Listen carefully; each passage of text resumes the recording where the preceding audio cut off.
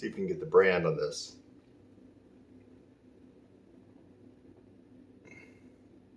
That's my brand, folks. The Sizzle Andre Baroque.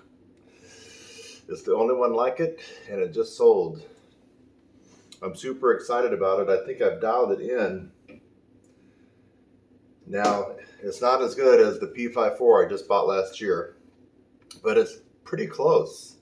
Pretty close. Let's see if I can play the same thing.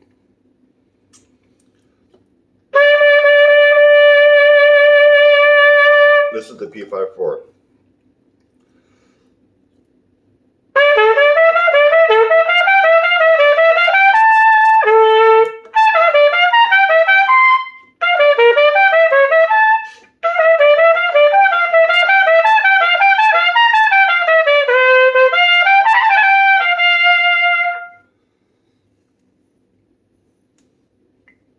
Yeah.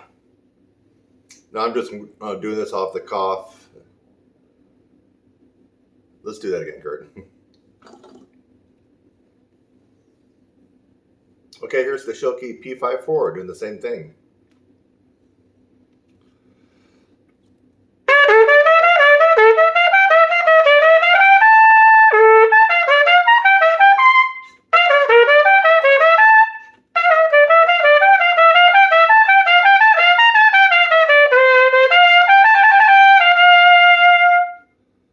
You know what? Did you hear much of a difference? Maybe a little bit. I do gotta confess, this is probably the first time I've played my Schilke or any piccolo in a month and a half, 2 months, somewhere like that. So that was one reason that caused me to hesitate to getting one of the best piccolos in the world, is just the fact that it was a luxury, and because of my busy lifestyle, mainly centered around music and all the stuff that I'm doing, I just had this feeling in the back of my head that I wasn't going to be able to play it or practice it enough. And I think I said in another video, it really bugs me. I have it out all the time. I have the case right there. I'm just so busy. But that's an understatement. I mean, I just can't get the practice time on this.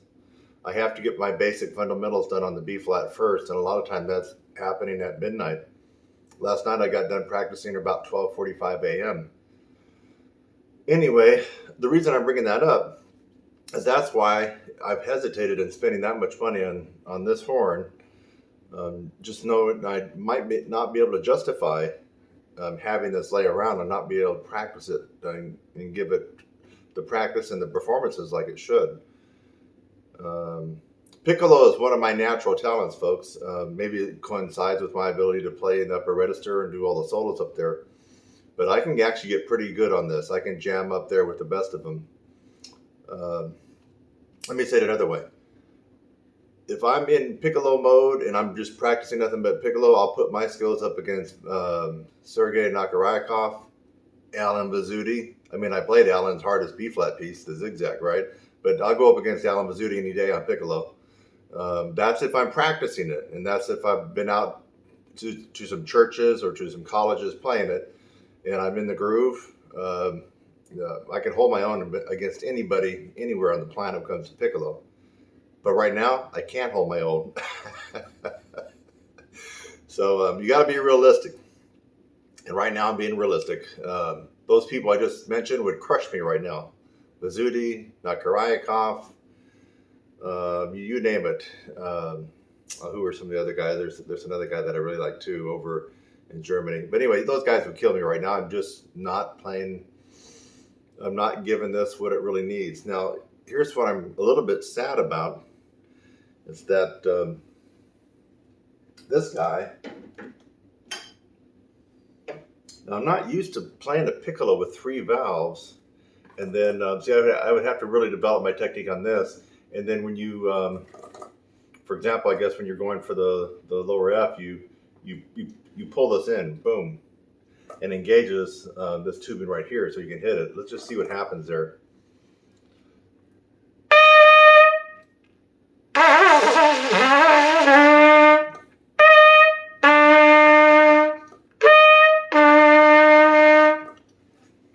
Let me go to the Schilke.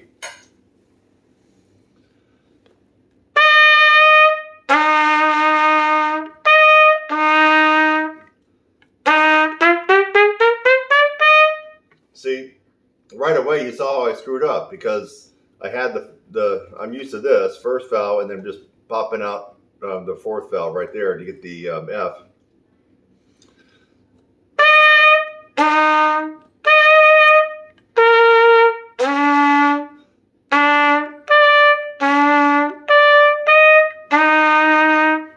And see, I'm not exactly in the groove on this one. I would have to practice this one a little bit. Well, a little bit discombobulated because I was thinking it would just come out first and then this extra tubing. But it turns out I had to throw in the third valve line. So that just shows you I'm a little bit ignorant when it comes to this configuration of piccolo. But hey, are you hearing the tone on this? And I'm doing it on my phone, so probably the best quality is not coming through. But this is unlike a lot of the other piccolos I've been trying to get going under my brand, Sizzle Andre Baroque.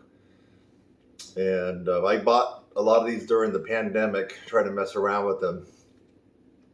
And I recorded the piccolo solo for the Bud Brisboy Superstar on another one of them, which is not bad. But this one actually is better than that. So I would just have to get used to the configuration of 3 valves and then really getting at ease with the combination of the valves and throwing out, engaging this. I don't know if you can see that, but there's a trigger here. You pull, bam, and when you pull it, it engages this tubing here. There also is another tubing that you can add.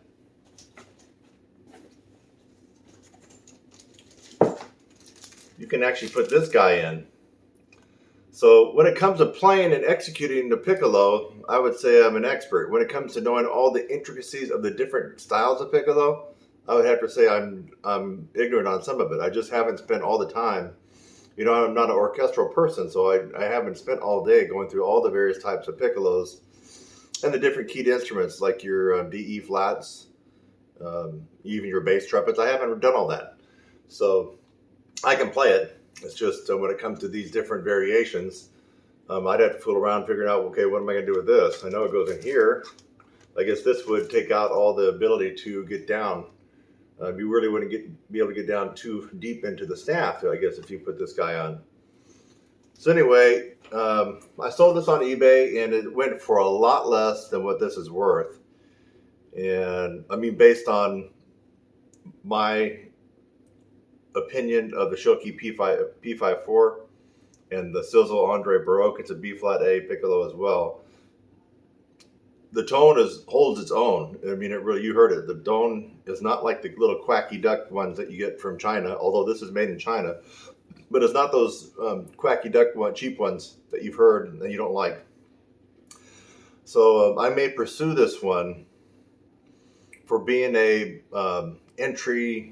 top-of-the-line intermediate or a bottom entry into the professional piccolo arena for people who are thinking like me, that they just don't have $4,000 or more to put in a piccolo, that they're just not going to be able to play that much. Now this one you could feel a little bit more at ease, right? You know, I would like to sell this for around $1,200, somewhere in that price range. 11, 12, 13. I feel it's worth it, and that's just 25% of the Schilke, and you could feel comfortable and feel at ease in your mind having invested that and being able to take this out to church or a concert or whatever and play it. Plus, it's really enjoyable to play. Yeah, so you could have a better peace of mind. Now, the Schilke P5-4, as I mentioned at the beginning, it is a better horn. I mean, the valves feel better. It's a little bit more free-blowing. You know, I've often said this about Schilke piccolos. It almost seems like it's hard to miss a note. I mean, you could hit the wrong finger in, of course, but I'm talking about just when you're trying to slot the intervals in the harmonic series on that piccolo. It seems like it's difficult to actually miss a note. So, but this one's not far behind, folks. It's the last one. It's out the door. I'm going to be shipping it out tomorrow. I think I might spend some time and go ahead and maybe order a few more of these if I can get the quality under control, if they can come out like this one. and I'll make the price a little bit more firm. It really does need to be right around that $1,100-$1,200 range, and you could perform it. Now, I haven't been practicing piccolo.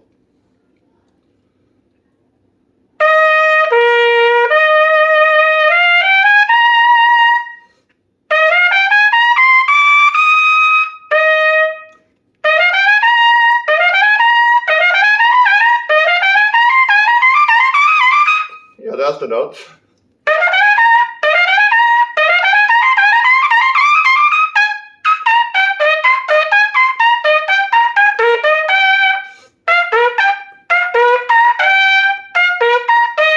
Dang it. Okay, I forgot that one.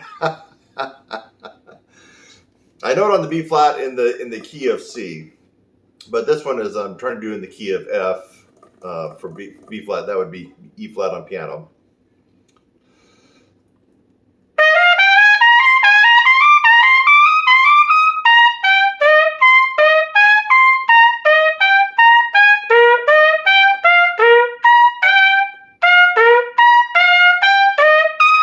That's it.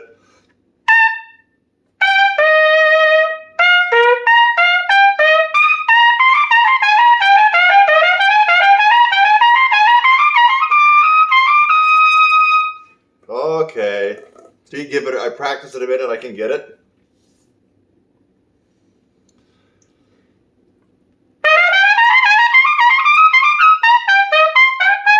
Try it again.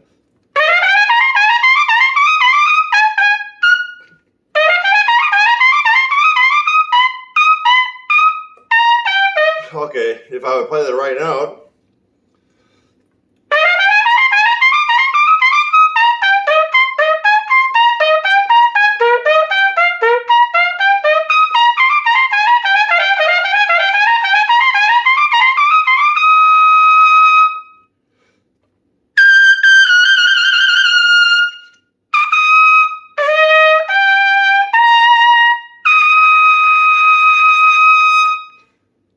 That is on the Sizzle Andre Baroque. I'm impressed. Wow, am I impressed. Now, I'm not going to go and kill myself all over on that again. As I told you, I've not been practicing piccolo. In fact, you don't even hear me say that. You heard it's kind of roughing it. But let me just try just a little bit on this one. Now, this is the P5-4.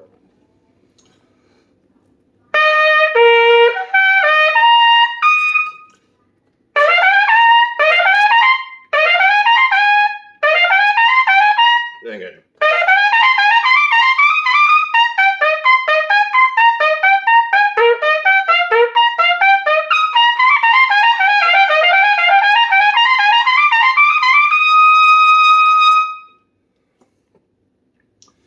Can you really hear that much of a difference? I don't.